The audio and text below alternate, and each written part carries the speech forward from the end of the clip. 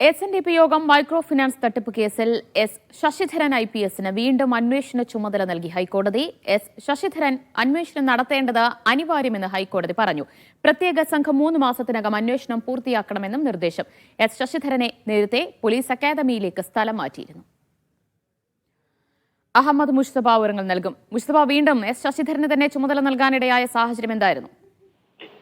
SNDP യോഗം അതിന് സംസ്ഥാനത്ത് ആകെ നടത്തുന്ന മൈക്രോ ഫിനാൻസുമായി ബന്ധപ്പെട്ട് നിരവധി ആരോപണങ്ങൾ ഉയർന്നിരുന്നു. അതിന് പിന്നാലെയാണ് ഒരു പ്രത്യേക അന്വേഷണ സംഘം, വിജിലൻസ് ആന്റി കറപ്ഷൻ ബ്യൂറോയുടെ പ്രത്യേക അന്വേഷണ സംഘം ഈ കേസ് അന്വേഷിക്കുന്നത്. എസ് ശശിധരൻ IPS ആയിരുന്നു ഈ കേസിന്റെ കഴിഞ്ഞ കുറെ നാളുകളായി 2024 മുതൽ ഈ കേസ് അന്വേഷിച്ചുകൊണ്ടിരിക്കുന്നത്. ഇപ്പോൾ ഈ കേസിന്റെ അന്വേഷണത്തിന്റെ അവസാന ഘട്ടത്തിൽ എത്തി നിൽക്കുമ്പോഴാണ് കഴിഞ്ഞ ദിവസം സംസ്ഥാന സർക്കാർ എസ് ശശിധരനെ കേരള പോലീസ് അക്കാദമിയിലേക്ക് മാറ്റി ഉത്തരവിറക്കിയത്. അതിനുശേഷം പിന്നീട് ഇന്ന് ഈ കേസ് പരിഗണിച്ചപ്പോഴാണ് ബന്ധപ്പെട്ട ആളുകൾ അതുമായി ബന്ധപ്പെട്ട വിശദീകരണങ്ങൾ കോടതിയിൽ നൽകി. ഒപ്പം തന്നെ ശശിധരൻ IPS ഈ കേസിൽ ഇപ്പോൾ തന്നെ മാറ്റിയിരിക്കുന്നു, അതുകൊണ്ട് അന്വേഷണ ചുമതലയിൽ നിന്ന് മാറ്റണമെന്നതുൾപ്പെടെയുള്ള കാര്യങ്ങൾ കോടതിക്ക് മുമ്പാകെ ആവശ്യപ്പെടുകയും ചെയ്തു. ഈ സാഹചര്യത്തിലാണ് ജസ്റ്റിസ് K. ബാബു അധ്യക്ഷനായ സിംഗിൾ ബെഞ്ച് ഒരു ഉത്തരവിറക്കിയിരിക്കുന്നത്.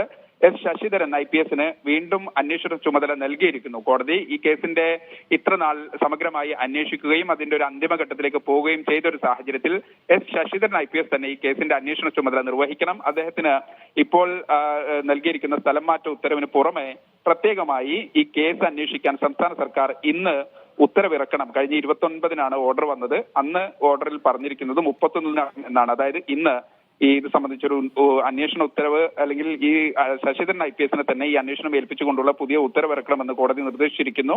3 മാസത്തിനകം അന്വേഷണം പൂർത്തിയാക്കണം. അതിനുശേഷം കോടതിയിൽ റിപ്പോർട്ട് നൽകുകയും വേണമെന്നും കോടതി നിർദ്ദേശിച്ചിരിക്കുന്നു. ദിവ്യ. അഹമ്മദ് മുസ്തഫയാണ് വിശദാംശങ്ങൾ നൽകിയത്.